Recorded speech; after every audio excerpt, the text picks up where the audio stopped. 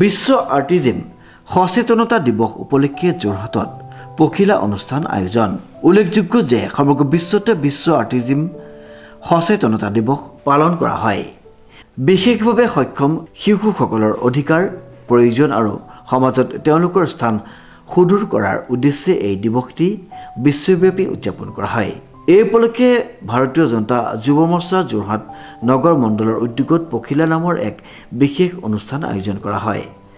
খুব পবিত্ৰ মুহূৰ্তৰ পবিত্ৰতা দিন আজি বিশ্ব অটিজম দিৱস আৰু অটিজম দিৱসৰ ওপৰত সংগতি ৰাখি ভাৰতীয় জনতা যুৱ মৰ্চা যোৰহাট নগৰ মণ্ডলৰ উদ্যোগত আমাৰ প্ৰেৰণা প্ৰতিবন্ধী শিশু বিকাশ কেন্দ্ৰৰ প্ৰেক্ষাগৃহত এক অনুষ্ঠানৰ আয়োজন কৰিছিলে আৰু এই অনুষ্ঠানলৈ আমাক আমন্ত্ৰণ কৰিছিলে আৰু আমি আহিলোঁ। আহি যথেষ্ট এটা সুন্দৰ এটা অনুষ্ঠান আমি উপভোগ কৰিবলৈ পালোঁ। প্ৰতিবন্ধী শিশুসকলৰ যি তেওঁলোকৰ প্ৰতিভা, সেই প্ৰতিভাখিনি দেখি অত্যন্ত আপ্লুত হ'লোঁ। তেওঁলোকে গীত গোৱাৰ পৰা আদি কৰি বিহু নচাৰ পৰা আদি কৰি তেওঁলোকে যিখিনি কৰি দেখুৱাইছে সেইখিনিৰ পৰা আমি অত্যন্ত আপ্লুত হৈছোঁ।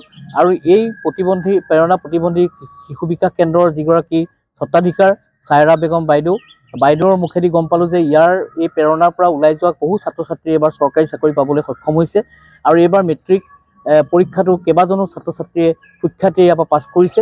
গতিকে এই কথাবিলাকে আচলতে আমাক উৎসাহ প্ৰদান কৰে আৰু অত্যন্ত ভাল লাগিছে। আৰু ভাৰতীয় জনতা যুৱ মৰ্চা যোৰহাট নগৰ মণ্ডলক মই ধন্যবাদ জনাইছোঁ, তেওঁলোকে এনে এটা অনুষ্ঠান ইয়াত আয়োজন কৰাৰ বাবে। আৰু আমি সকলো ইয়ালৈকে আহিলোঁ আৰু আহি সকলো ছাত্ৰ ছাত্ৰীৰ লগত আমি আজি কিছু সময় কটাই আমি মনত অত্যন্ত প্ৰশান্তি লাভ কৰিবলৈ সক্ষম হ'লোঁ। উক্ত অনুষ্ঠানটি যোৰহাটৰ চিনামাৰাস্থিত প্ৰেৰণা প্ৰতিবন্ধী শিশু বিকাশ কেন্দ্ৰত অনুষ্ঠিত কৰা হয়, য'ত এই কেন্দ্ৰৰ শিশু, অভিভাৱক আৰু সমাজৰ বিভিন্ন স্তৰৰ লোকে অংশগ্ৰহণ কৰে। অনুষ্ঠানত বিশেষ অতিথিৰূপে প্ৰেৰণা প্ৰতিবন্ধী শিশু বিকাশ কেন্দ্ৰৰ সঞ্চালিকা চাইৰা বেগমক সম্বৰ্ধনা জ্ঞাপন কৰা হয়। তেওঁ কেন্দ্ৰটোৰ শিশুসকলৰ বিকাশৰ ক্ষেত্ৰত কৰা অসামান্য পৰিশ্ৰম আৰু অৱদানৰ বাবে বিশেষভাৱে সন্মানিত কৰা হয়। আজি আচলতে আমি সমগ্ৰ বিশ্বৰ লগতে ৱৰ্ল্ড অটিজিম এৱেৰনেছ ডে'টো আমি পাতিছোঁ আৰু এনেকুৱা ধৰণৰ সজাগতা দিৱসবিলাক আমি প্ৰায়ে পাতোঁ। আৰু কাৰণটো হৈছে যে আমি সমাজক এই বাৰ্তাটো দিয়া আৰু এই বছৰৰ 2025 যিটো থিম ইউনাইটেড নেশ্যনছে ঠিক কৰি দিছে, সেইটো হৈছে ইনক্লুচিভ পলিচিবিলাকৰ দ্বাৰাই সমগ্ৰ পৃথিৱীতে অটিজিম থকা শিশু আৰু লোকসকলক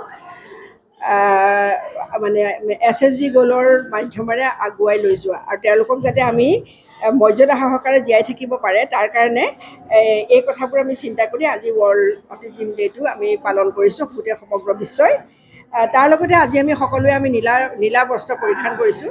কাৰণটো হৈছে নীলা ৰংটো এটা শান্তি আৰু গভীৰতাৰ প্ৰতীক আৰু লগতে এটা বিশ্বাসযোগ্যতাৰ সূচক। আৰু আকাশ আৰু পানী এই দুয়োটাৰ ৰং নীলা, গতিকে প্ৰকৃতিৰ লগত তেওঁলোকৰ জড়িত কৰিব পাৰোঁ আৰু এটা পাৱাৰফুল মুভমেণ্ট। আৰু আপোনালোকে যি অনুষ্ঠানটোৰ নামটো দিছে পখিলা, এই পখিলাটো হৈছে কি জানেনে? পখিলাটো এটা সূচক যিটোৱে ডাইভাৰ্চিটি আনিছে। যে পখিলাটো যেনেকৈ ৰং বিৰং, ঠিক তেনেকৈ আমাৰ অটিজিম থকা ল'ৰা ছোৱালীবিলাকৰ ব্ৰেইনৰ যিটো গঠন, সেইটো এটা অন্য সাধাৰণ লোকতকৈ সাধাৰণো হ'ব পাৰে, তাতকৈ অলপ পৃথকো হ'ব পাৰে। এই গোটেই বৈচিত্ৰতাৰ মাজেৰে আমি তেওঁলোকক যাতে আগবঢ়াই নিব পাৰোঁ, সেই সংকল্প লৈয়ে আজি আমি অটিজিম দিৱসটো পালন কৰিছোঁ। অনুষ্ঠানটিত বিশেষভাৱে সক্ষম শিশুসকলৰ অধিকাৰ, শিক্ষাৰ সুযোগ সুবিধা আৰু সমাজৰ দায়িত্ব সম্পৰ্কে গুৰুত্বপূৰ্ণ আলোচনা কৰা হয়। বিভিন্ন সাংস্কৃতিক অনুষ্ঠানৰ জৰিয়তে শিশুসকলে নিজৰ প্ৰতিভা প্ৰদৰ্শন কৰে, যিয়ে তেওঁলোকৰ আত্মবিশ্বাস বৃদ্ধিত সহায় কৰে। ভাৰতীয় জনতা যুৱ মৰ্চা নগৰ মণ্ডলৰ উদ্যোগত আজি বিশ্ব অটিজিম সচেতনতা দিৱস পালন কৰা হয় প্ৰেৰণা প্ৰতিবন্ধী শিশু বিকাশ কেন্দ্ৰত। আমি প্ৰতি বছৰে এনেকুৱা কাৰ্যসূচী হাতত লওঁ আৰু আজি সকলোৱে দেখিলে তেওঁলোকৰ দ্বাৰা পৰিৱেশন কৰা অনুষ্ঠান, তেওঁলোকে যিধৰণে অনুষ্ঠান পৰিৱেশন কৰে সেই অনুষ্ঠানত আমি চাই আপ্লুত হৈছোঁ।